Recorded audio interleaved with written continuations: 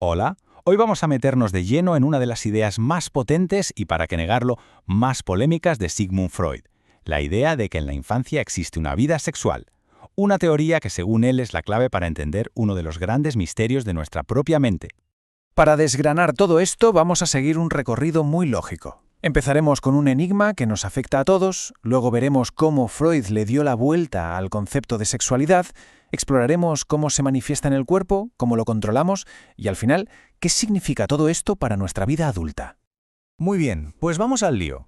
Todo este edificio teórico de Freud arranca con una pregunta muy simple, una que seguro que nos hemos hecho alguna vez. A ver, si lo pensamos un momento, en esos primeros años de vida nos pasan cosas increíblemente intensas. Aprendemos a movernos, a hablar, sentimos amor, celos, una alegría desbordante. Y sin embargo, cuando somos adultos, de todo eso apenas quedan un par de imágenes sueltas, ¿verdad? Unos pocos flashes. ¿Por qué ese vacío? Freud, claro, le puso nombre a esto, amnesia infantil. Pero ojo, para él no era un simple fallo de memoria, como si el disco duro aún no estuviera listo para grabar. No, él veía ahí algo intencionado, una fuerza activa trabajando en la sombra. Y aquí está el meollo de la cuestión.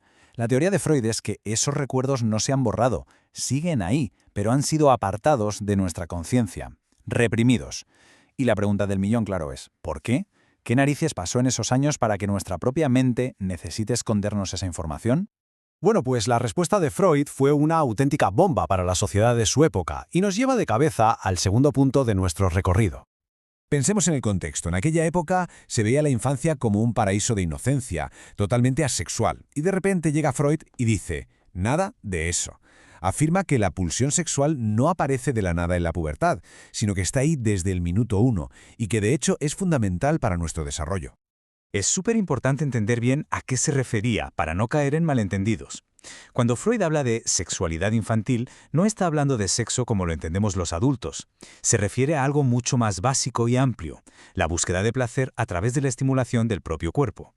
El vehículo para ese placer es lo que él denominó zonas erógenas. Y no se refería solo a los genitales. Para él, una zona erógena podía ser cualquier parte del cuerpo que, al estimularse, generara una sensación placentera. La boca, por ejemplo, es la primera y más importante. Y al principio, esta búsqueda de placer es lo que llamó autoerótica, o sea que se satisface en el propio cuerpo del bebé, no se necesita a nadie ni nada externo. El placer se encuentra en uno mismo. Esto nos lleva a ver cómo, según Freud, se va organizando todo este universo de placer a lo largo de las primeras etapas del desarrollo. Aquí Freud introduce una idea que a mí me parece fascinante, el apuntalamiento. Dice que el placer sexual no sale de la nada, sino que al principio se apoya en funciones que son vitales para la supervivencia. El ejemplo clarísimo es el de chupar. La boca sirve para comer, para sobrevivir, pero muy pronto el bebé descubre el placer de chupar, por ejemplo el pulgar. El placer se ha independizado de la necesidad.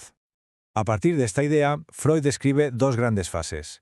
La primera, la fase oral, donde lógicamente la boca es el centro de todo, y después la fase sádico-anal, en la que el foco de placer se desplaza a la zona del ano, y todo gira en torno al control de esfínteres, a retener y a expulsar. Es aquí donde, según él, empezamos a experimentar con la idea de actividad y pasividad, de dominio. Vale, tenemos toda esta actividad sexual infantil a flor de piel. ¿Y qué pasa luego? ¿Esto sigue escalando sin parar? Pues Freud dice que no, que de repente hay una especie de pausa. A esta etapa la llamó el periodo de latencia. Es una fase que va más o menos desde los 6 años hasta la pubertad, donde toda esa intensidad de las pulsiones parece calmarse, como si se quedara dormida. Pero no es un tiempo perdido, ni mucho menos. Es el momento en el que la mente aprovecha para construir las defensas que van a gestionar esos impulsos. Y esas defensas las llamó, con una metáfora muy visual, diques psíquicos. Son como unas presas internas que construimos. ¿Y de qué están hechas? Pues del asco, de la vergüenza, de los ideales morales y estéticos que absorbemos de la cultura y la educación. La herramienta clave para construir estas presas es la sublimación. ¿Qué es esto? Pues básicamente es el proceso de coger toda esa energía de las pulsiones sexuales infantiles que ya no se puede expresar directamente y desviarla hacia otros objetivos que sí son aceptados socialmente. El arte, la ciencia, el estudio. Para Freud, gran parte de los logros de la civilización son en el fondo energía sexual sublimada. Y con esto llegamos ya a la traca final de su argumento, a entender por qué todo este proceso, que además olvidamos, es tan sumamente importante para la vida que tenemos hoy. Porque para Freud todo se reduce a esto: la forma en que cada persona navega estas fases infantiles, los conflictos que vive y cómo los soluciona, va a dejar una huella permanente. Va a ser literalmente el molde sobre el que se construirá la personalidad adulta, con sus rasgos de carácter, sus manías y sus posibles neurosis. De hecho, él creía que incluso algo tan importante como la elección de pareja se juega en 2 actos. Hay un primer acto, en la infancia, donde se elige un tipo de objeto de amor y se forja un patrón. Luego ese patrón se olvida, se reprime. Y el segundo acto, ya en la edad adulta, es en realidad una repetición de ese primer guión olvidado. Para Freud, este olvido, esta represión de la propia infancia, no es un fallo del sistema. Es el acto fundacional de nuestra mente. Como él mismo dijo, sin amnesia infantil no habría amnesia histérica. Quería decir que esa primera gran represión es el modelo que luego usamos para reprimir otras cosas a lo largo de la vida. Y así, volvemos a la pregunta del principio. Si los cimientos de lo que somos se construyeron en un territorio al que no tenemos acceso, sobre experiencias que nuestra mente se encarga de ocultar, ¿qué nos dice eso sobre quiénes somos en realidad? Es una pregunta vertiginosa, y es la gran cuestión que la teoría de Freud, nos guste más o menos, nos deja sobre la mesa.